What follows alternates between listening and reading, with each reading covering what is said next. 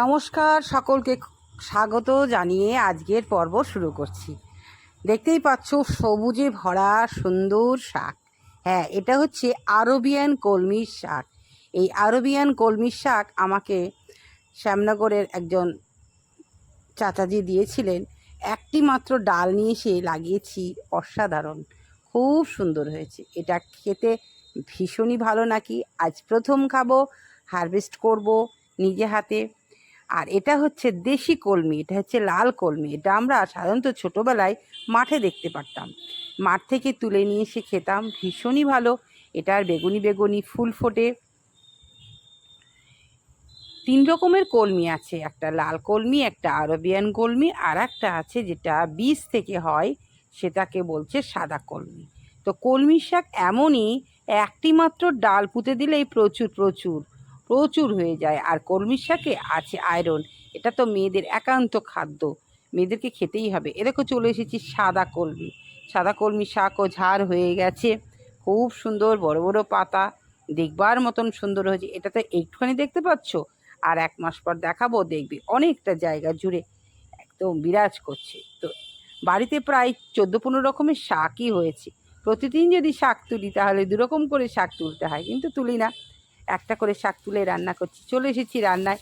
প্রথমেই দেখো তেল গরম করেছি, তেল মধ্যে কাঁচা লঙ্কা দিয়েছি, আর কিচ্ছু দিইনি। কাঁচা লঙ্কার একটু যদি কালো জিরি দেওয়া হয় দিতে হবে। আর আলু আর বেগুনটাকে কুচি করে কেটে নুন হলুদ মাখিয়ে ভালো করে ভেজে নিতে হবে। একদম নরম নরম করে ভেজে সুন্দর করে হালকা আঁচে ভাজতে হবে।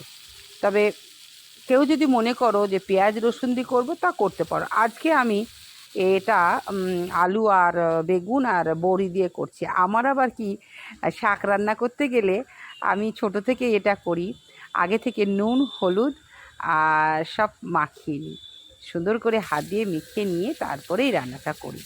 যেমন মূলোর শাক করি, মূলোর শাকটাকে আগে চটকিয়ে নিই, আর এটা এমনি মাখিয়ে নিলাম। মেখে নিয়ে এবার দেখো খানিকটা বড়ি, 1 পিস মাত্র বড়ি ভালো করে ভেজে লাল করে ভাজতে হবে। লাল করে ভেজে নিয়ে আবারও পুনরায় একটু তেল দিতে হবে। তেল দিয়ে শাকটাকে ছেড়ে দিতে হবে।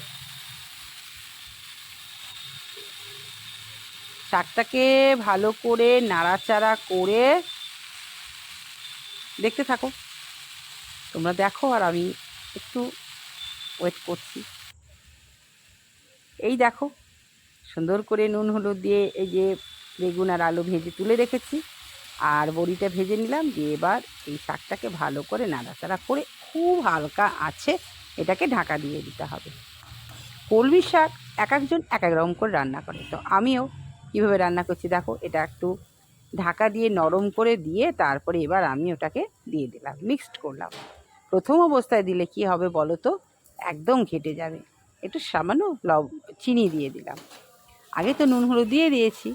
তো একটা কথা কি, যে অনেকে তো বলতে পারো যে প্রথমে বেগুনটা আলুটা দেওয়া হলো না কেন। কী হবে বলো তো, বেগুন আলু প্রথমে দিলে ঘেটে যাবে, তার জন্য এটা পরে দিয়ে অল্প একটু জল দিয়ে এটাকে ভালো করে ভাজা ভাজা করে নিতে হবে। ঢেকে ঢেকে হালকা আঁচে করতে হবে। ব্যাস, রান্না রেডি। এবার এটাকে নামিয়ে নিতে হবে। একটু সর্ষের তেল নামাবার আগে একটু দিলেই ব্যাস, অসাধারণ অসাধারণ, মানে এত সুন্দর সুস্বাদু খেতে হয় না, খুব ভালো লাগে। এইভাবে রান্নাটা করো, কেমন লাগবে আমাকে জানিয়ে। আজকে আসি, আবারও আসবো নতুন কিছু নিয়ে। তোমরা পাশে থেকো, সকলের ভালোবাসাতে এইভাবে আমি এগিয়ে যেতে চাই। পাশে থাকলে ভীষণই ভালো লাগে। পাশে থেকো, আবারও ফিরে